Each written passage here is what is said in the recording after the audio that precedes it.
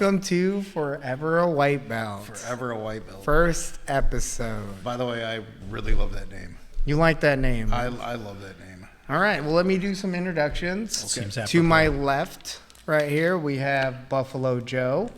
And to my right here, we have Steve the Answer. You go last name? Oh, sure, for sure, yeah. Stephen the Answer Robinson. I do prefer Stephen over Steve. My stepdad's name was Steve. Robinson. Yeah. Stephen the Answer Robinson. And then Buffalo Joe. I don't think we're going to go last name Buffalo Joe. I'm Naughty Nate. You can see me all over YouTube. You know, I'm famous and everything now. Just kidding.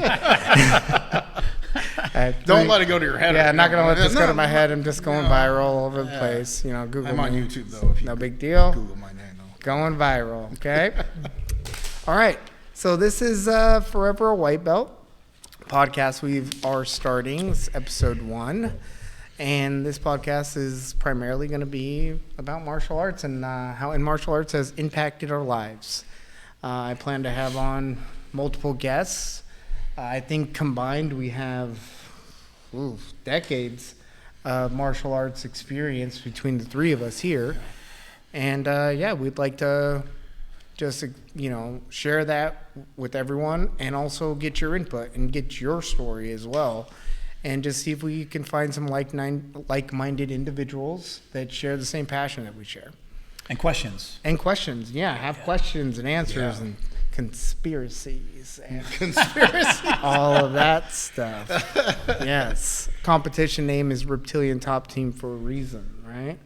We don't know what that reason is. It's a conspiracy as to what it is, why it's even called that. But did you hear about the new Gracie conspiracy about? There's a new one. Yeah. The UFC one was like they purposely decided they weren't going to let wrestlers in so that jiu-jitsu could shine. I think it's a pretty well-known fact and not a conspiracy. Oh, really? That the first couple UFCs that were put together were, I wouldn't say they were rigged, but they did have select opponents. There was an agenda. Yeah, for sure. there was definitely an agenda. I think that's pretty well documented. But wasn't Ken Shamrock in there? Not until the third one, I think. I thought he was in the first one. No, he was not in the first one. He's not in the first one. So he would have been. I think he was in the second one, wasn't he? He would have been the only one with the knowledge of grappling. And right? from my understanding, even when they interviewed Ken Shamrock in the later on, he talked about something about the rule set that was explained to him that a tap didn't mean that the fight was over. Oh, so it just meant that they reset it he got a point or something, but it didn't mean the fight was over. Oh, okay. So there was a lot of misconceptions on what the rules actually were going into these as well. Yeah, I remember too that Dan Severn, right? Yeah, was in the early UFC, had his arm broken. Yeah, by Hoist Gracie. Yeah. So we saw wrestling versus jiu-jitsu. Yeah. Early on in UFC and right. So you could say that in the first ones, they were they tiptoed their way into it, but we saw it. Yeah. So. Jiu-jitsu does work. Jiu-jitsu does work. Yes. I think it's been proven multiple times that it does work. Yeah. Obviously, like all arts, it does have its holes and its flaws. I'll be the first to say that I'm a little prejudiced against a lot of arts, and I talk a lot of shit about different arts. Yeah, sure. I mean, it's good to, not be so, boxed into one particular style. Oh, if you get real culty with that stuff, again, it really comes down to the individual. You have some really good, really tough Taekwondo guys out there that probably beat up the average Joe because they train and they have a mentality that they're I don't aggressive. Want to get kicked by a Taekwondo guy. Sure. That's gonna hurt, dude. Hell yeah. I think they can knock you out. Did you know that? Yeah, they can. I've seen it. I've seen it happen. I used to talk a lot of shit about karate, until I met you. Really, until you met me. Yeah. And I started point sparring the shit out of you. Well, that was like not exactly point sparring, but I do remember Lighted you up like that fat thing on the Three Ninjas. You remember that movie, Three Ninjas? Dude, I remember our first sparring match, and I was like, I'm gonna tag this dude up, and I remember feeling like I didn't know how to fight. Yeah. I was like, oh, I don't know striking. I was like, there's a serious hole in my game. That's how I felt too. Yeah. I think that's definitely a white belt mentality. Yeah. For sure. Is walking into a dojo. I think that's part of it. Is there's a lot of people that walk into a gym with an ego or like I think I'll do just fine. They have that misconception of what their own abilities are. Sure. Yes. Yeah. And then there's people that go into it with I know nothing, guys. I'm just here to try to work out. And I think throughout this podcast, we'll be able to explore that. People have all kinds of reasons as to why they start this journey, right? And for everybody, it's unique. Sure. We may have some similarities, but ultimately, your journey is your own. Yeah. And your story is your own. And we're just trying to, explore that with like-minded individuals, like I said. Well, especially too in the context of like a team mentality, right? Because I really like that this gym in particular maintains that. Yeah. That we're here to train together, and there's some guys that are competing, and there's some guys that aren't, and there's some guys that are showing up for stand-up, and they're just doing boxing, some guys are doing kickboxing, some guys are coming in here to roll, but we're trying to help each other get better. And trying to cultivate that is just a great atmosphere to be a part of. I feel like that's definitely one of the benefits that you gain from joining a gym, for sure. Joining a gym, you are automatically going to find some of those people that are like-minded, that are also here to help better their skill set. Maybe, like I said, their reasons might not be your reasons, Sure, but they align. They still align. Do you think we will be able to maintain that as we grow? Because we are a fairly new gym. Our gym is... What, are we coming up on a year? 1 year. We're coming up on 1 year. It just came up on my Facebook feed, man. That's amazing. I love that. Yeah. Like, I came in and we were training at Ridgefield Jiu-Jitsu. You went down there. Yeah, I went over there a couple times. Yeah, and it was just this really shitty little, like it was like squared off in an office. So there was a regular office where people were answering phones and selling merchandise and shit. Nothing wrong with that. We were like a box inside of that, and they would get mad at us because we were too loud, yelling us all the time. Yeah, that's awesome. Yeah, and so like when Chris found this place, I immediately came down. He gave me the address, and I came down, and I was like, "This is gonna be awesome. It's going to be a spot that we can actually like create anything we want in." And sure enough, man, this is an awesome spot. And I think that eventually he'll outgrow. But on the rate that we're going, I feel that we are eventually going to get to that point. Or we're going to have to add other time slots for sure to accommodate people, possibly. I think that team mentality, what I was getting to is I think that team mentality is easy or easier to manage when we have a solid core group of guys. But as we grow, that solid core group, you start to get guys that are cross-training, or maybe they're in it for selfish reasons or whatever. I feel like our team mentality right now is we're trying to build everybody up. Everybody that's on our team, we're trying to build up. And that's amazing because really, our competition team is 5-6 months old. We've barely started doing competitions, and we're coming together. Though it's kind of fantastic, really, considering a lot of our competitors are in their mid 30s to late 20s, like that have never competed before, but to help out our gym and also to gain the experience needed, I feel, to really kind of capture what martial arts can actually do. Like, if your training is legit and legitimate, you should be able to go and showcase your skill set even in a competition setting. It's better. That's why I view competition is competition is just a way to expose what it is you need to work on. In somewhat of a controlled setting. I mean, a lot of times it's one-on-one. You're competing against somebody roughly your own weight. Generally, your skill set. Do you think there should ever be competition that is like 5-on-1 in a McDonald's parking lot? Ooh, man. They're starting to do those type of competitions. I've been seeing a lot of like 2-on-1s where they have like that strongman guy going there. He's like 350 pounds against like 200, like against two 150-pound guys. Or I don't whatever. think that that's fair at all. You don't think that's fair? No, 2-on-1? I don't know, man. No, it was ridiculous. no. The two guys didn't eat. The two guys were added up to 3/4 of his weight.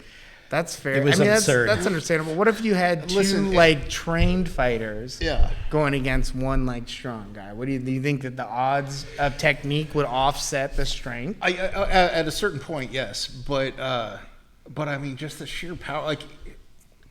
Like I don't want to go against somebody that is my size, that is just on steroids. You know what I mean? Like somebody that's just roided out. Sure. If they're my size, like I might get knocked out. I could probably take them, probably, but like the reality of it is and if I was 150 pounds and you were 150 pounds and we were going up against him and it was 300 pounds, like.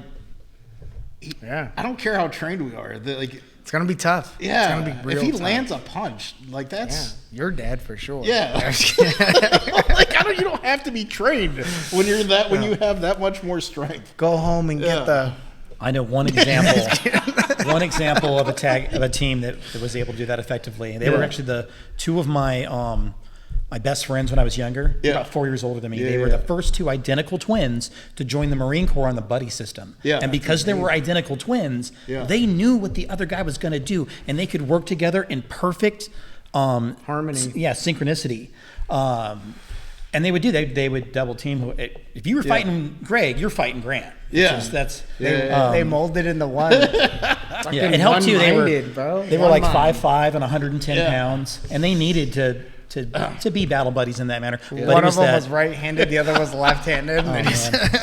That's amazing. Superhuman. There was a stacked few up of on them. each other. There was the Eddie Hall fight, right? So it was that's what I was speaking of. Eddie Hall fight. And then there was the big old lady, man, and she was going up against two other females. Oh yeah, there was that one too. And then you see that big lady that God, I wish I had names. But that's one big lady who went up against that really tiny girl, and she's like rushed her and then tripped over nothing, and then fell flat on her face and knocked herself out against the cage. See, that makes me think that I could still cage fight. That's what kind of. You would be the big lady though, running, falling over. Come here. Oh man! I don't know. She got in there and did it, and that's. I think that says something. I mean, absolutely, dude. To really put yourself out there, and I think that's also what competition does. It puts that pressure on you, and you have to really put yourself out there. And in my experience, and I've been doing martial arts for 24 years now. In my experience, there are people out there that they have huge egos because they've never actually tested their ability. They've never been in real fight. They've never been in real conflict. And in the competitions that they do, a lot of times it's within their own system. So it's like you're going against somebody that also trains what you train. Yeah. So it's really boxed in. You got to train for that guy that knows more than you, or knows something different, or he's better at one aspect than you, so that you can fill in those gaps where maybe you're not as good at. Yeah, I think that. So for me, it was and I love jiu-jitsu. Like jiu-jitsu is like my number one. That's something that I really love and enjoy. But you can win a bunch of gold medals and never be punched in the face and never know what it's like to try jiu-jitsu against somebody that can punch you. Mm-hmm. And I think that's like, well, I mean, it is what it is, right? It is what it is. Yeah. Yeah, for sure. I mean, for jiu-jitsu and for what it is, it's amazing, you know. And yes, I feel like it's better to know that than know nothing. I mean, absolutely. I feel 9 times out of 10. And I say this 9 times out of 10. The trained fighter regardless of what you train in most of the time, the trained fighter will usually have the advantage. Yeah. 9 out of 10 times. Now, the reason why I say that is because fights are very chaotic. They're very unpredictable, and it takes one mistake, one, misplaced footing or a bad punch or a slip or something that changes the whole outcome. So I think training helps you to be more aware of those things and constantly keeps you in that state of like instinctual, my reaction time's faster. I'm also situationally aware of what's around me. Sure. And I'm used to not like getting hit. That's a big factor too. I know that when we get new students that have never really sparred before or anything, and then they get hit and they freeze up. It's like, oh shit, that's what it feels like. And then there's some people too that they actually have a problem with striking another individual, so then they hesitate. Yeah. Or they have the misconception of, if I hit this person, this is going to be it for them. Like, I could kill that person. Then they hit somebody, and you're like, oh, shit, that didn't do anything. Oh, no. Now what am I going to do? Or, why isn't this guy going down? How long have we been fighting? It's only been 15 seconds, and you're gassed out. And you're like, whoa, this is actually nothing like what I thought it was. Yeah. Getting back to the competition, I think that's what competition does, too. It puts you in that state where it's controlled, but it is intense. You still have to be prepared for it. Yeah, I've had both things happen in street fights where like I'm landing a bunch of shots and I'm like, oh, he's not going down. This is starting to get real uncomfortable. I'm starting to feel like I can't drop somebody. I'm getting a little nervous. Yeah. And then I've also had the flip side of that where you land one punch and they just crumple and you're like, Makes you feel good, huh? yeah, it makes you feel really good. Actually, I knew it. I knew it. Until you're checking their pulse. Yeah. I'm gonna go update my Facebook. Yeah. So you got to explain that to the police. Touch Well, of death. I got it. Don't worry about it. The Denmark. Yeah. Yeah. That's it. Yeah. No, I've had both of those experienced. Yeah. I understand. And how getting a little bit to that, I mean, I think that's kind of valuable too. We actually have been in real life, hand-to-hand combat. Yeah. Which I feel like not many, or maybe not many, but a lot of martial art practitioners still haven't been into. There's actually a philosophy in dojos I've trained at where they train for conflict, but they're like, the real art of fighting is not to fight or something like that. And I think that's more of a philosophy is, yes, you want to avoid conflict if you can. Yeah. But ultimately, you should be ready for conflict. And this is part of being ready for that conflict. If you just have a misconception of what it actually is, when you get in there, you're going to be really surprised at like, oh, shit, maybe I don't know as much as I think I do. And you're kind of in a delusion to not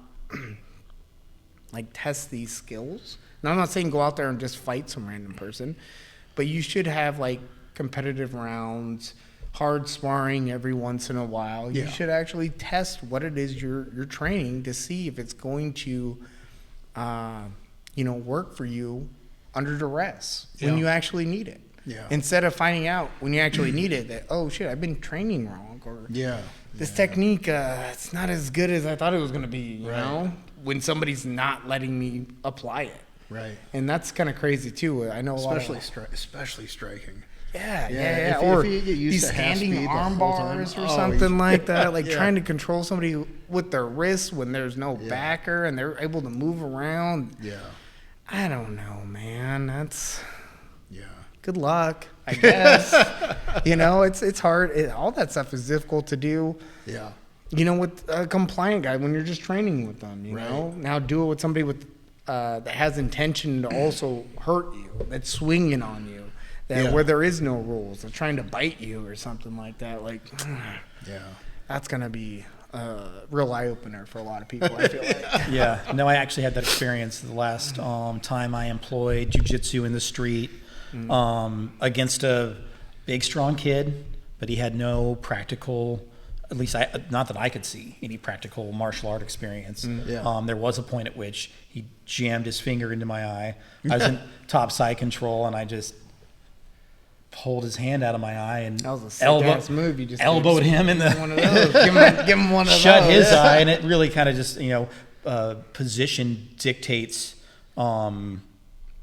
pretty much everything in jiu-jitsu. So I mean, like if you're going to try to be dirty in a grappling match because you don't have anything else going, good luck. Because if I have a dominant position, my ability to be effective with the same tactics is way better. And of course, that fight ended with him getting his back took and me slipping in an RNC. And well, I think you just put up or brought up a really good point there.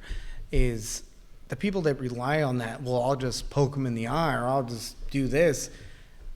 You're like you said, if you don't have the position, it doesn't matter if you can go. They have the better position. They have the leverage. They can also do those things to you. Yeah. And they're in a better position to do that to you. Yeah.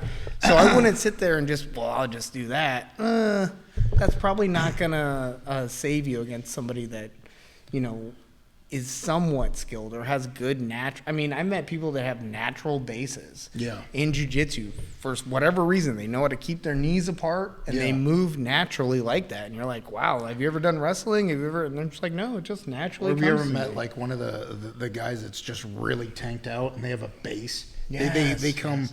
like Those stock, no wrestling steroid ability, guys. just a base. Yes. You're like, what is that? They're all about that base. Yeah, I can't move you. Big booty boys. Yeah, Big booty Like, boys, geez, man. dude. Shoot. Yeah, It's crazy. yeah. That was when. So a guy named Mike Saito, he brought me in to jiu-jitsu. Shout out to Mike. Mike Saito at Kama Jiu-Jitsu. And he would beat the crap out of me. Like that was, and he was my ride home. Nice. So it really Did it make sucked. those like ride homes? Like you just look, you're just quiet the whole Yeah, ride home, I mean, just like- in the corner, sitting there, Just like talking to your seatbelt. Just like because I had a really warped idea of what I was capable of when I came in. I was the Army trained me and jiu-jitsu, and I really thought that I really had a handle on what that meant. And so when I came in, I remember looking at the instructor, and he was a third degree black belt at the time, and I remember thinking, like, oh, I think I could take this guy. Yeah, because he was pretty skinny back then, wasn't Yeah. he? He was like 170 pounds, maybe. Yeah. I was like, I think I could take this guy. And the guy that mopped me up that particular day was a white belt who he might have been training a year and 6 months or something. So he was getting close to his blue. And he Blue just belt mafia. murdered me, dude. Just murdered me. I was 310 pounds. I could leg press 1,270 pounds at the time, 1,260. And my bench was like close to 400. And I just came in and I was just a monster. And this guy tired me out and strangled me and armbarred me. And I didn't have an answer to anything, dude. Yeah. Yeah. It was embarrassing, really. Tell me, what was that night like when you went home? What was going through your head when you went home? Just like, what? What was that like even? when you What get your just ass, happened? when you get your ass beat that hard, like where it's like super decisive, you know what I mean? It like hits you at your core. It does. Yeah. You go home, like for me, I went home and I'm like beat up. My arms are sore from trying to fight out of arm bars and I'm kind of embarrassed. And I know I gave it everything that I had. Like there wasn't any part of my brain that was like, maybe if I would have just tried a little harder.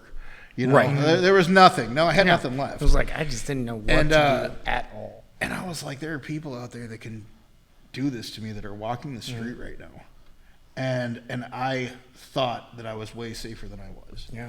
And so I was like, either I learn this stuff or I stop trying to be a tough guy. Like I literally need to just shut up more often. You know what I mean? I'm gonna grow a ponytail. I'm gonna grow a ponytail. I'm gonna smoke a little weed. You know what I mean? Maybe Buy turn more vegan. shirts like Yeah. this. I'm good to go. Yeah. Like it. But anyway, so yeah, like I started showing up, man, and I got my vehicle, and because I was without a license for 10 years.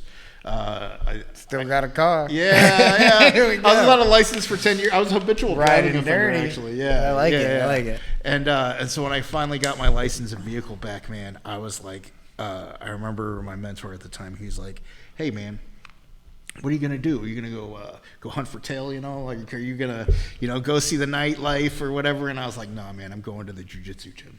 and I did that. And I just went back and forth. I had this stack of gis that I kept, like nobody rode in my vehicle because it was like a really like beat up shit box. It was like a $500 Toyota Corolla from like 1989 or something. $500 car. Yeah, like, $1,000 worth of gis. Yeah. You know. And I just had bro. this stack of gis that I kept like in my passenger seat because nobody ever rode with me. And so like that was how I rolled, man. It was like me and the stack of gis, you know, and that way. That's the way to do it. Yeah, dude. Jump right in, man. Full force. I love it. You know what I did differently than that? What's that? Is I started training and I brought my biggest homie with me. Yeah. Partially because I had beef with my uncle-in-law. Yeah. And he was, 6'3", 300 pounds. So I brought my 6'2", 290-pound friend with me. Back and then I beat his ass every day. And I was like, at least I can beat this dude. Yeah. So I never brought even, a dummy with him. I never, you know what I mean? And It's like keeping that he ugly brought friend the mock around. fight Just- with him everywhere. Hey, you guys are doing this to me. Watch what I do to him. Now. You guys think you're yeah. tough? Yeah. Watch me beat up this guy. I never really had to succumb to the total ego death. Oh yeah, I because there was always had- one guy. There was under- always one guy there. That is Yeah. probably that's a gold, good man. tactic, That's bro. a great tactic. Yeah. I never even thought about that before. That's I don't great. think I had any friends that would Bring come with some me, friends. honestly. Yeah. And all Bring props it. to him, man, because he was the guy showing up Yeah. and just getting. This you guy's know, thinking I'm smashed showing out up every to day. learn. That's Yeah. why. He's like, I'm showing up. My buddy, we're both learning this. And he's like, no, man, I'm showing up so I can learn. Yeah, right. I love it. You, That's you start great. paying his gym membership, so he I shows should up. have. Oh, you don't have any money this month? Don't worry, bro. I got you. Yeah, I can't have you quit. We're in the buddy system. 100%. Yeah. That's awesome. Oh, Jeez. yeah. Wow. Yeah. So let's get in a little bit into what kind of brought you into martial arts. Does anybody want to start? Yeah, I'll dive in. Jump right in. Answer Steve. Yeah. I love it. Well, like a lot of us, I think I had a lot of insecurity early in my life, and it prompted me to want a lot of things. I wanted to be big and strong and tough and scary. I didn't want to be, the only white kid on the block there in Southeast Portland getting beat up. I didn't like those feelings. And so at the nearest opportunity, my parents were like, hey, I was in homeschool, right? And they're like, hey, you need to be doing something active. Well, your options are this: Boy Scouts or karate. I was like, karate, definitely. Boy Scouts, that could be bad. So Oh no, I better learn how to fight before I get into Boy Scouts. Just in case. Absolutely, right? Yeah. And so I got into karate, and what was really interesting about that is that I was in homeschool, so I was going to the afternoon classes, and it was just me and a bunch of middle-aged ladies. And the instructor was actually like the gym owner's wife. She was a monster. I was watching her knock out 6'3" black belts, and I was like, this stuff works. Yeah. So I trained hard. If it works for a woman. Yeah, exactly. Well, and I was a 15-year-old boy, so I was like, what's the difference? Already checked out. Just There is kidding. no difference really physically between a 15-year-old boy and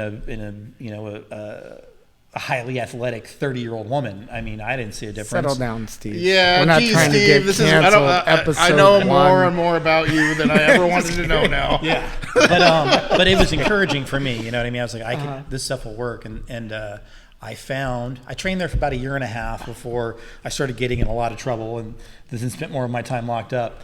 But for that year and a half, you know what I mean?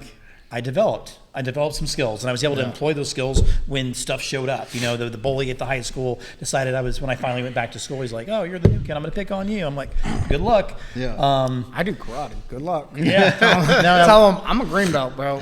Watch out. I think I was a senior orange belt when I quit. But then I started training with other guys I knew that did martial arts. Yeah. And we would just hard spar with each other. And that's where the rubber really met the road. It's like, you can learn all kinds of techniques by yourself, standing against a wall and practicing, or hitting a heavy bag. But when you're going live with somebody else, you get to figure out what works and what doesn't. And then I took that with me for years and years and years and years. Like I went in the Army in 99. They hadn't even really developed a combatives program. I knew a bit actually, and the karate school taught Japanese jiu-jitsu as well. They were like one of those schools early on that was trying to do everything, trying to teach a little bit of everything. And so I brought that experience with me. And I remember one of the like highlight moments of my hand-to-hand experiences in the Army. Here I am, a communications specialist in an airborne infantry unit. And for those who don't know, the infantry guys just think that they're better than everybody else. They're supposed to. Yeah. It helps them do what they need to do out there in the field. But I get into this argument with a scout sniper while I'm pulling CQ duty. I'm at the front desk in front of the commander's office. We get in an argument. It ends up on the ground.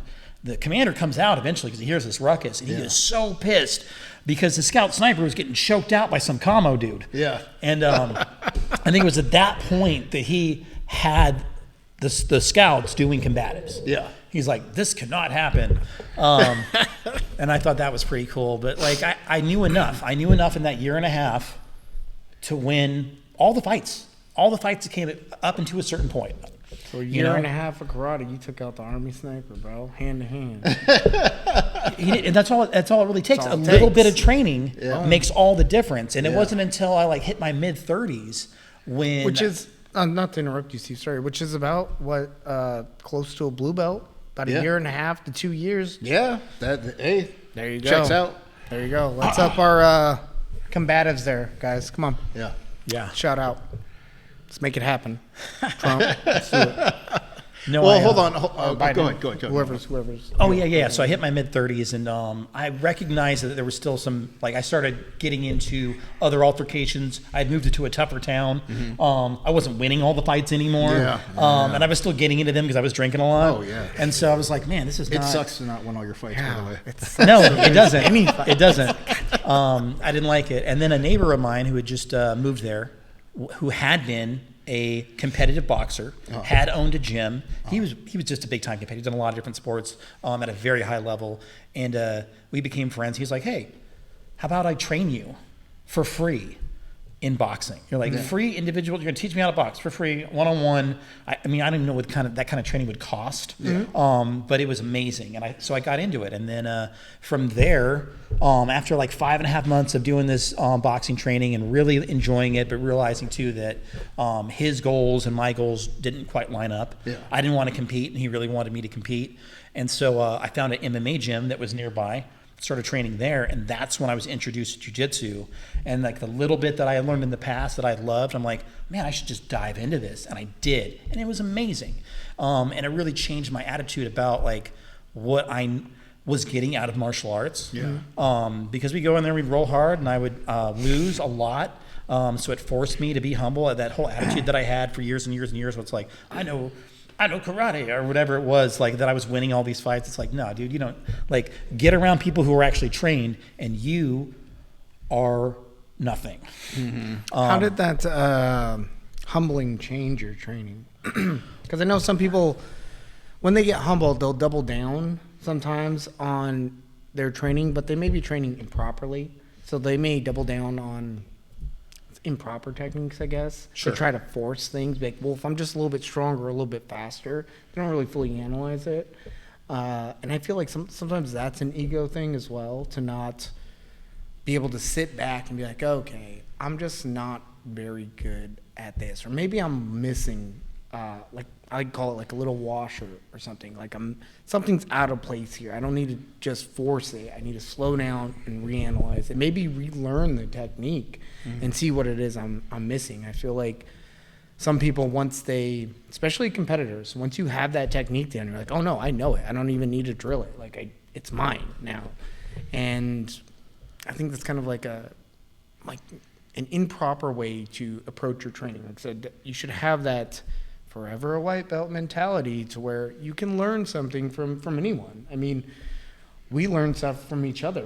Regardless of our experiences, we learn things from each other all the time. I mean, some of us are better in certain aspects of a particular technique, side control or mount or whatever, and you're good at that. I need to, even though I know the technique, maybe sitting back and listening to you and learning how you do it will only enhance how it is I approach it.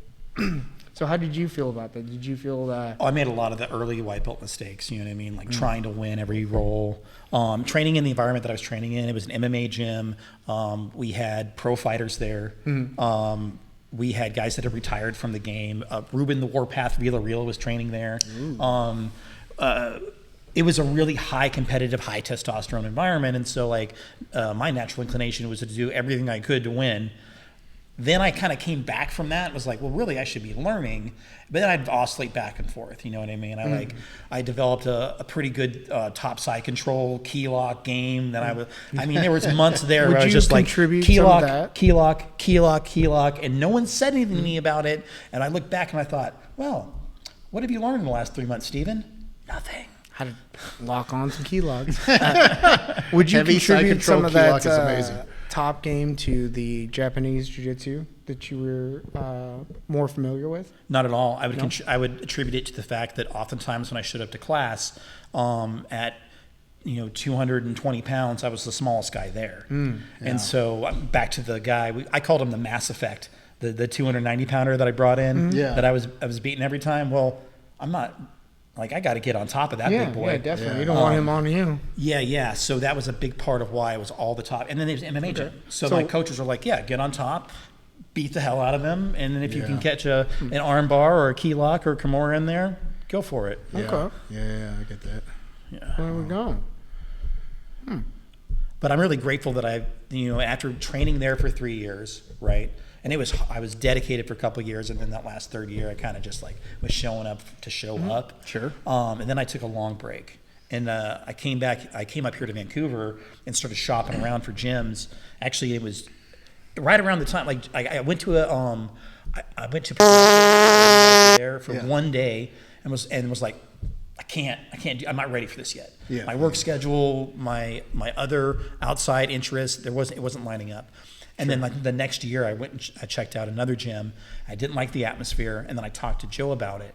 And some months later he's like, well, we're getting ready to move back to Vancouver. And I was like, well, stars have aligned. And I came here and just kind of eased my way into it. I'm going to be super honest. I was really surprised. I was grateful that you showed up because I like you, but I was surprised too. Because you know how many people are in my DMs like, hey, I want to try jiu-jitsu, or people will even call kind of call me and be Who's like, hey, hitting you up in your DMs? Yeah, like, what do you mean? Like, let me show you, dude. Like, Let it's me show funny. you. Let me pull it out. I'll show you right now. No, but they'll be like, hey man, like I really want. Is it random? They just hit you up and be like, hey man, it's I people saw I know, or okay. people that like are on my friends list. Okay. And they're like, hey, a lot of times it's like, I want to come in, I want to bring my kids, And, yeah. And it never happens, and I'm just like, all right, like That's a little bit crazy too. How many people feel like they need to get in shape before they come and train with you? And it's like, hey man, this will help you get in shape. Like, this is all part of it. Yeah, you don't have to be in shape. This is what gets you in shape, because there's nothing like it. Like, you can run, you can do whatever, you can lift weights, but coming in here, it's a different cardio. You ever seen a man in a suit? A man in this? Is that a movie? Yeah. No, just a guy wearing a suit, right? Oh, yeah, He's got the seen jacket on. He's got a tie. Sure. Yeah. What's great about a suit is you can have any kind of body type and still look good. Yeah. But the minute you take the suit off, man, it exposes everything. That's true. Yeah. A lot of guys, they want to look good. Yeah. They don't want to be exposed for their weaknesses. By saying, when you start talking about jiu-jitsu, I'm like, oh, that sounds great. I'd love to be a part of that. Until I show up and you see what I really have, I'm not exposed. Do you ever get the weird oh, I train jiu-jitsu? Yeah, I own guns. Yeah. Totally. Cool. I'm more of a gun guy, I'll just actually. shoot you. I think like, that's one thing the martial arts does do, though. Is I think the whole purpose of martial arts, or not the whole purpose, the general purpose is to learn combat, right? Hand-to-hand combat. Sure. But martial arts exposes those weaknesses. Yeah. And I think that's a big philosophy of martial arts. It just exposes what it is that you're not good at, I guess, or you're not familiar with, or what you need to work on. I think it's deeper than that, though, really. So I have this philosophy that the way you do anything is the way you do everything. And part of the reason why I show up is I don't necessarily need to be any better at hand-to-hand combat. The kind of people that I've fought in the past that had the mindset to want to fight me aren't the kind of people that train. Yeah. You know what I mean? It's like you and I wouldn't ever get into a fight because we would just rationally argue whatever our issues were and come to a resolution. So I feel like I'm maxed out on what I need as far as the streets go. But why I keep showing up is because I know that doing hard things makes me a better person. It makes me more capable of doing other hard things in other areas of my life. You know why I keep showing up? And so I stay out of jail. You know what I mean? Therapeutic thing, man. Listen, like too. even me being clean, I realized that like I'm an adrenaline maniac, and I need this. You know what I mean? Like I yell, I scream, like I want to throw stuff. I want to fight people. Like I want like I size people up like right when they walk in the room, and I don't need to do that. I just do it all the time, and so my brain is always doing math. And so this stuff actually made it so that like I could go and be a functional member of society, and it actually calmed me down. It actually helped with PTSD. It helped with like all the anxiety, it made it so that I could like talk in public. Isn't which that is kind crazy. of ironic that you'd find peace in violence almost? Yeah, but I could totally relate to that. Yeah, I feel the most at home when we're here and we're training and we're strangling each other, we're punching each other in the face. I feel a sense of camaraderie, a sense of like bonding. Yeah. Like after we've had a particularly tough round, I feel like that's my brother. You know what I mean? 100%. Like we just like went at each other like real like hard.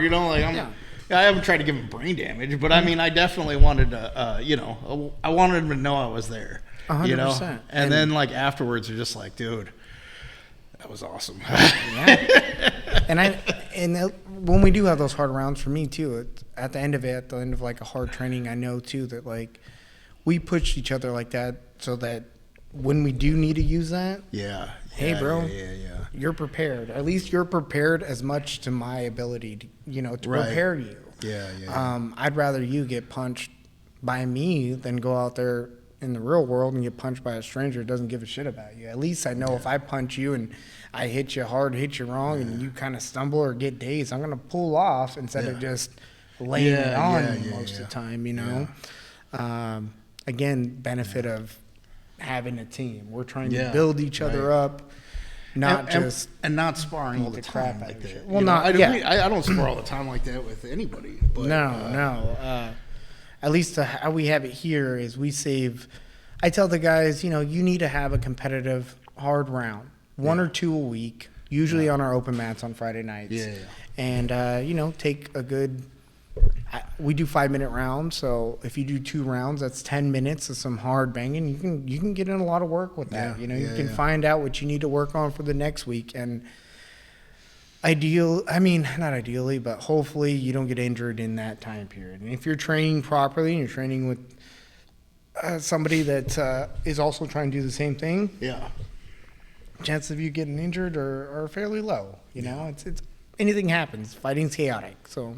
Sure. So that's what brought you to us then, huh? Just stars really aligned and Joe's recommendation. And he is a mentor in my life in a lot of respects, and so we just had a conversation and it made a lot of sense. And I'm so glad that I came here because it has been a blessing in my life in a multitude of dimensions. I don't know if I would say that I have the exact same experience as far as like having the controlled violence in here equating to me being in a better mindset out in the world. I'm sure there's some degree of that's true. Like the volume gets turned down on just some really simple things. But I know wholeheartedly that being a part of something and being connected to my community is big for me. I spent a lot of years feeling isolated, having an us versus them mentality with everybody. And I get to come in here and see my brothers and work on what can I do to make you better today? Sort of a mindset. And that's a mindset I want to bring with me everywhere I go. And I just get to cultivate it in a different way here than in other areas of my life. But it all translates. It all translates into kind of the same sort of overarching philosophy that is the bedrock of my success. Yeah, I like it. Yeah. And that's amazing that martial arts, particularly what we do, can bring that to your life. I mean, who would have thought, right? Coming in here, learning how to beat someone up is going to actually enhance my life in a positive way. And that's what I get out of this as well. Do you want to transfer over to, sorry, Steve, can we transfer to Joe a little bit? Yeah. Since we're kind of running a little short on time. Oh, Let's hear about your experience and how we got here. Well, I think I had mentioned before, I started karate when I was 5. And I wanted to be a fucking ninja. I don't give a like. I wanted like a ninja. I wanted to throw fireballs. Like I believed like all that stuff that I saw in martial arts movies. I'm a product of the '80s too, right? Like a product of the That was '80s a and the great martial arts time movies period, of the wasn't '80s. it? You know what I mean? Or Yeah. Strong man. Yeah, Used to have like, like you that know, manly man. Blood Stallone, sports and Bloodsport, Van Damme. What was the Last Seagal. Dragon? All the Steven Seagal man. movies, Yes. the Bruce Lee movie. You know, like Jackie all Chan. that stuff. Shout out man. to all those guys, man. Oh, dude, they're guys so made us- influential. made it. They're so influential. Yeah, they are. But most Chuck of that's Norris. all bullshit. Hey, it's still real to me. And I had It's to still I real had to me. find that out. You know what I mean? I'm like, you know who knew that all that stuff was bullshit was boxers and wrestlers. Boxers and wrestlers knew all that shit was bullshit. They're like, yeah, no. They're like nobody's catching arrows, bro. Like nobody's like Nobody's you know what I mean? catching punches out of thin Yeah, air, like you know? nobody is blind punching people Yeah. like and winning. You know, like that's not really happening. Not us. But you know, for I had to us. go through the gauntlet just to figure that out. You know, and karate was also my first. But you know, and then my uncle, he was a black belt, funny pants wearing Aikido guy, and so he like trained Aikido for whatever. It Again, takes. Steven Yeah. Seagal, big influence. And so when man. he was teaching me Aikido, amazing. like I really like I tried to soak that in as much as I could because I thought that was gonna save my life. One Did day. you wear a skirt too? No, or- no, it wasn't. It was not formal. It was You like, weren't really about it. It was like we would That's probably smoke, what's we would smoke held you cigarettes, and back, after bro. our third or fourth like high gravity, like Old English 800 or something. You know what I mean? He's all- He would start teaching me Aikido. You Hey, know, let me stand up. Let me show you something. Yeah. real quick. Come here. and you know. That's kind of crazy. After like the fourth Old English, my uncle, yeah, he got a little handsy. He got a little handsy. He just wanted to, you know, he just wanted to touch my hand. Flip all the me time. around a Yeah, little bit. yeah. Hold my hands. He would have And touch my body. Yeah, I don't know. But and so like I when I got in the army, man, I was always like, you know, I would always like hit the punching bag, you know, and so I thought that I knew how to fight, you know. Sure. I hit the punching bag real hard, so like obviously I know how to fight. Yeah. And I got in the army, and they showed us a watered down Brazilian jiu-jitsu. And I want to be real super clear here, like if winning wars meant that like their hand-to-hand combat needed to be better, Yeah. their hand-to-hand combat would be the best. It just would be. Whose would be the best? Yeah, the army or like the U.S. military. You know? Perfect. That's, I mean, because obviously. but Because like, we're if, US of A. If that's you have to use hand-to-hand combat in the battlefield, like you fucked up so many times, it doesn't even matter. Yeah. You know what I mean? Exactly. They gave me a bayonet. Yeah, that's why like the regular soldier, like they're really good with their rifle, you know, and they go through a few weeks of like hand-to-hand combat. You know what I mean? Hey, So man. like look, This man, is last case scenario. we want them to be able to kill somebody if they have to, but like let's make sure they can kill somebody from long range, you know, because that's way easier. You know, point and They're click. all- see these? Just start swinging. There you go. If you lose that gun, Yeah, start swinging, yeah. bro. But I mean get that you know that means like there's no air support. That your gunner like took a nap. That like the people that had been guarding you with the whole 360 security with rifles is also like messed up. You know what I mean? Yeah. Like there's Shit's so gone much. downhill. You know what I mean? But you know, I thought you know the military like was giving me the best of everything. You know, and I didn't understand that there's a budget. Two, there's time. Right. That's a big thing, like, too. Like, we need to be able to train a bunch of people at once, all of which we have to assume have no experience, right? Yes. And so we don't have 10 years to give them a black belt in jiu-jitsu. You know, we don't Very even true. have 2 years to get them a blue belt. So we teach them a choke, a couple of ways to break an arm, a couple of positions, and drive on. You know what I mean? That's how they have to do it. And I was thinking about this, and I was like, why do I dog the military so much? And it's like, oh, because I thought that I was a killing machine after basic training, and you know, in hand-to-hand combat, and that just wasn't it wasn't true. You learn. But anyway, so you know, I get out of the army, man, and I start my journey. I start bouncing around, and I start you know, going to all these different martial arts schools, and I train in Aikido, and I train you know, Tai Chi and Jeet Kune Do and you know, anything that like I thought like, especially Jeet Kune Do, like I was like, dude, Bruce Lee, this is Bruce Lee's art. Like I want to learn that. So you're still chasing the martial arts philosophy, dude, from like a movie perspective. Listen, bro. Like one, I was still doing drugs back then. Okay? Oh, that's true. So like, Nothing not only was real. I, yes, chasing it like the movies, but I really thought that like each place that I went to, I thought I was onto something new. You know, like when I went to Tai Chi, like I really like thought, holy shit, I can see the aura in the chi. Oh, I felt it. I can feel it. When I went to Jeet Kune Do, I was like, this is the art Bruce Lee taught. This is gonna be the one, you know, and so what's crazy is that every time I bounced into like an MMA gym or like a place to do Muay Thai or a place that did Brazilian Jiu-Jitsu, like one of these like arts that we all know are really super effective, I just get beat up. Yeah. You know what I mean? I just get beat up. Was that crazy? Yeah. Was it crazy to think that? You No? know, I don't No, I'm know. just But like, here's what I'm really glad. I'm glad that I didn't wind up on some island with some no touch dude. You know what I mean? Like, I'm glad that I didn't wind up there. And you know, what we found here, like what we found here in this jiu-jitsu gym, is amazing. You know, because like, and I've trained at quite a few different places that are around here, and there's nothing, I don't have anything bad to say about them. But what I will say is this: I will say that when I came here, I realized that we work on our weaknesses. Like, I don't really want a student that comes here to have to grapple for 2 years and not know a single takedown. I don't want them to have this weird like thought in their brain that they can do all of these jiu-jitsu moves without getting punched in the face. Like, I don't want them to think that, because like I don't think it's you don't want to give them some misconception of what your experience of hand-to-hand combat is. Right. I feel that that's a pretty responsible way of teaching martial arts. Absolutely. If you're going to teach this, then you yourself should be experiencing it. You yourself should actually know what it's like to have to utilize this. You should have been in a fight. Not to say, again, you should go out and fight people, but if you don't know what it's like to be counts underneath Walmart that, parking lots. Nobody counts it. That's true, and that is a great place to find some experience. Just saying, stop out there. You know, just go there at night. Not promoting it, but saying it could help, maybe, possibly. Seems like I only fight the police at the Walmart parking lot.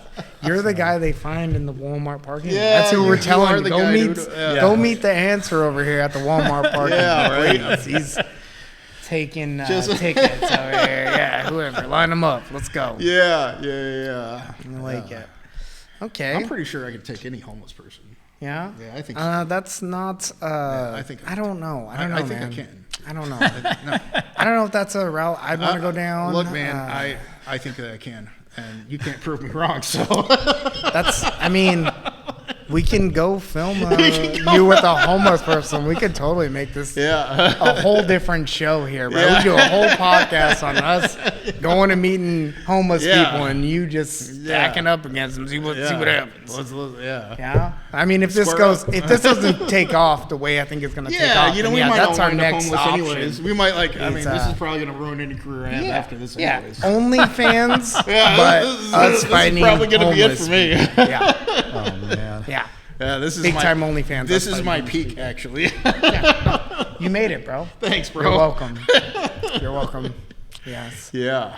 Well, that's great. And then it brought you to us, right? Yeah, man. After the military, you did some of that jumping around. Dude, you wound up at Brazilian Jiu-Jitsu gym. Yeah. Small instructor, not small, but he was skinnier at the time. Yeah. Whipped your ass. And I trained there for 4 years, 4.5, 5. And then, and I was bouncing. Like, by then I was part of a jiu-jitsu club in college, you know, at WSU. Nice. And they had like kind of a contract at a different school, so I got to train there. And then I was also training with you. I was bouncing back and forth. And that was always cool to go in and see you guys. Like, I loved you guys. Like, you guys were, you guys beat the crap out of me, but it was a good place. For your benefit, John. It was for my, yeah. I think that's why, like, whenever, like, in our last podcast, like, I can't, like, have a conversation without like wanting to punch you. Yeah. Like, that just comes out. Like, it just, like, I It's don't how know. we met. I don't know what it is, man. It's how we say hello. Yeah, it's really weird. Like, I got the hug, but I didn't get the punch, and I don't know Now how I feel about something this now, wrong. you know? Why didn't like, you hit me today? Is something going on? Did I do something wrong? Yeah. I know. It's a good relationship we have going on. I like it. And you know, I started like trying different places in town, and you know, I just like this place better. And like I said, there's nothing wrong with like the other places that are around here. I feel at home here, and I feel like if you don't feel like that at your jiu-jitsu gym, like go somewhere else. Yeah. You know what I mean? Yeah. Like go somewhere else if you don't feel like that. Yeah. But for me, man, it's like because. It's kind of crazy how some people get really locked into their place and they don't ever experience what it's like to go train at another gym or another dojo. They get so... Oh, it's super cool, which, man. Don't It's get super me... cool. I think we can make a whole other episode, which eventually I would like to get to, on that Yeah. whole like thread too of Sure. what it's like to be at a gym. To be in a cult? To be in a cult? Where it gets to a be in a little cult where you're not allowed to train anywhere culty. else? Yeah. Where it gets a little... Where you get culty. demoted if you go into a train to another place. Demoted. Or maybe you get Not kicked demoted, out. but you don't get promoted. Maybe, you just get maybe they say, frozen. hey, Yeah. you know what? Get out of here. Yeah, we don't want yeah. you here. If you ain't with us, you're against Yeah. us. Where did And you train at? I feel like that mentality too is going away. Yeah, it's going. I don't feel like you can really force people to stay at your place anymore. I No. feel like because of social media or the exposure of, there's a lot of other gyms out there that teach the same shit you teach. Why am I going to There's stick too many. with... There's too yeah. much of the market. There's, That's it, The yeah. market has too many options Yeah, for you to definitely. It's like gotten think that huge. you're gonna Yeah. come in and be real You're super the cult-like. only person I can Yeah. learn this from. Like, Yeah. they teach Americanos everywhere. They man. teach Americana. Yeah. That they do. Yeah, they sure do. Americana is not just a coffee, but it's Yeah. it's a coffee on every block and it's a move on every block. So how long have you been participating in martial arts then? Oh, geez, I don't know. It's hard to say because there was huge breaks in my training. So I know that like consistently for the last 7 years, 6.5. I don't know. And then for sure there was like probably another 2 years maybe where I did Jeet Kune Do for a year, and then I did Tai Chi for a year, and then the yellow belt probably took a few months. I don't know. Probably another 4 just floating. I guess around 10, but Okay. maybe more. That's good. But like like I said, it's real. Like the Yeah, the you've 6.5 had some breaks in there. consistency, Sure, for sure. I understand that. And that's like in jiu-jitsu, kickboxing. Yeah. Okay, so yeah, all right. Yeah. I like it.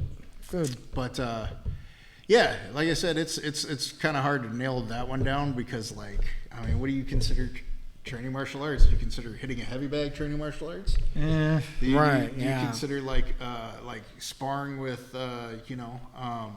like a pro fighter? Is that like training martial arts? Like Which is something we can also explore in this podcast. What would you consider would be proper training or appropriate training? What you would consider maybe being negligent training? I mean, I Yeah. know there's misconceptions on a lot of What training about concepts. kata, right? Kata Like too. How you know kata, right? I you do were that, taught kata yeah. by somebody is training alone kata in your basement.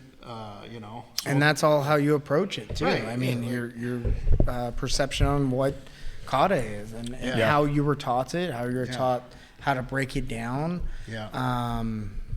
I feel like that's we can do a whole episode on kata as well, Yeah, where I can yeah. break down how I feel about it. Just kidding. Let me transfer. I don't want to like mess with how much you love your kata. Yeah, It's a I'm little gonna weird. It's a little Transition into a little bit of my experience. Yeah. I started martial arts when I was 12 years old. I started in karate as well. A bunch of karate guys up in here. Started in karate. Did karate for, 22 years underneath the same instructor. Due to copyright issues, I'm going to probably keep that stuff out. Yeah, I get that. But my karate system that I was involved in, we also explored judo and Japanese jiu-jitsu. I'd say primarily the big difference between the Japanese jiu-jitsu and the Brazilian jiu-jitsu, and I could be wrong, this is just how I was taught. The primary difference is Japanese jiu-jitsu really focuses a lot on the top game, where Brazilian jiu-jitsu has really developed a lot of stuff what to do when you're on your back. Mm-hmm. They also in Brazilian jiu-jitsu, I feel like, especially nowadays, not earlier on, but they have a little bit more submissions compared to Japanese jiu-jitsu. A lot of like arm bars, maybe some knee lock stuff like that. But yeah, so I did that for a lot of years. I've competed in MMA. I've done boxing competitions. Currently, I'm also competing with our competition team, helping try to lead that. And I came here because I ended up leaving my system that I was previously at. Had kind of a, I don't know what you'd call it, some friction with my previous instructor, and we just saw things differently. So we split ways. Yeah. And me and you have trained. We cross-trained before. I know that you guys were starting this gym. I needed a place to come train. I started training with you guys, and I didn't really come into this with any expectation other than some training. I'm gonna meet some guys that also train. I train. Not only have I done that particular system of karate and had some Japanese jiu-jitsu, but I've also been training 8 years of Brazilian jiu-jitsu. That was under a Pedro Sauer system. I don't believe Pedro Sauer is gonna be upset with me saying that. I was underneath a Pedro Sauer associate, and we trained underneath their curriculum, and I got up to almost a brown belt. It was a purple belt with 4 stripes. So I have that background as well. I was asked by the owner of this gym, or at Columbia River Jiu-Jitsu, which I don't even think we've mentioned the name of our gym yet, but Columbia River Jiu-Jitsu, I was asked by him to start the striking program, right? And originally it was going to be a kickboxing program. Mm-hmm. I personally am not really formally trained in just straight kickboxing. Mm-hmm. So I explained to him that I can teach a striking program because karate just means empty hands. So I do go over kickboxing concepts. I teach, a snap kick, a thrust kick. So I go over multiple concepts and not just try to box things in. And plus, I don't like the idea either when it comes to striking of being just sport orientated, and where we're going to box in a lot of our techniques to make them legal for sport, I guess, or within a rule set. I like to think with our striking, we're going to utilize elbows. So we'll rake guys if we can, I think by not losing that mentality of this is also self-defense, this should be geared only for self-defense, and within that, we can do competition. Yeah. So if we learn all of it, then we can compartmentalize competition and do what's in a rule set. But if we just train for a rule set, then we can't branch outside of that rule set. Yeah. Right? So that's kind of my philosophy with it. And then I explained earlier how I kind of view competition and how it just helps us gear for real life. Yeah. I think everything's gone great here. We've really built up a program that everybody feels involved. We've created not only just a solid martial art program, but a community of like-minded individuals. We all have a great time. We're learning consistently. Our competition currently, after 5 months, I believe, we are 8-1. I'm the only one with the loss. Get your shit together, dude. Yeah, no. The coach over here. I lost a decision, a boxing match. It was controversial. Just saying. Oh, yeah. Shout out to my opponent, Dre. What's up, buddy? We'll run it back eventually. But for now, we're just enjoying the ride too. We're having a great time doing this. Like I said, a lot of our competitors are in their mid to late 20s Yeah. or mid 30s. First-time competitors too. They all have jobs outside of this, so that to me is amazing. They're willing to put themselves out there like that and test their skill set. But that also tells me that they're buying into our philosophy and they understand the importance to actually have to go and do that, because they may have to utilize this one day in a life or death scenario where all you have is your hand-to-hand combat. Yeah. And me personally, I feel like it's our responsibility as the trainers or the instructors to teach things that are going to be beneficial to them in real life scenarios as well. Yeah. And in order for us to really narrow that down, we have to know what works for us. Yeah, I mean, and that's why, like, instead of giving out stripes in the school, we actually just issue guns. We do. After 2 years. After 2 years, 22. Yeah, 22. Yeah. Yes, and we work up from that Yeah. caliber. Yes, of course. We're not giving you a black belt. We're giving. But you that's kind of just a little brief history on us three and what kind of brought us together. Yeah. And in this podcast, we'd like to explore, like I said, not just. Is that you, bro? Is that my Airwolf? Oh my gosh, Dude, don't hate. during the pod, bro. Look, I didn't During know. the pod. Yeah. We'll have to edit that out. No, we're gonna keep it in. Who the hell even cares about me? No, I'm just. We're keeping it in. Getting back to the podcast. So we're trying to explore what brings people in, what they're trying to accomplish while they're here. Maybe it's just like they're just trying for health reasons. You know, they're trying to get in shape and they're not really looking at this as more than that. Everybody's in here for a different reason. And that's what we'd like to explore. And for the listeners out there, whoever's interested too, please leave a comment in there. Tell us your reason. You know, we're happy to have people on. I'm willing to do Zoom, do like FaceTime stuff, interviews. Awesome. I'd love to hear from you and what your story is, what your background is.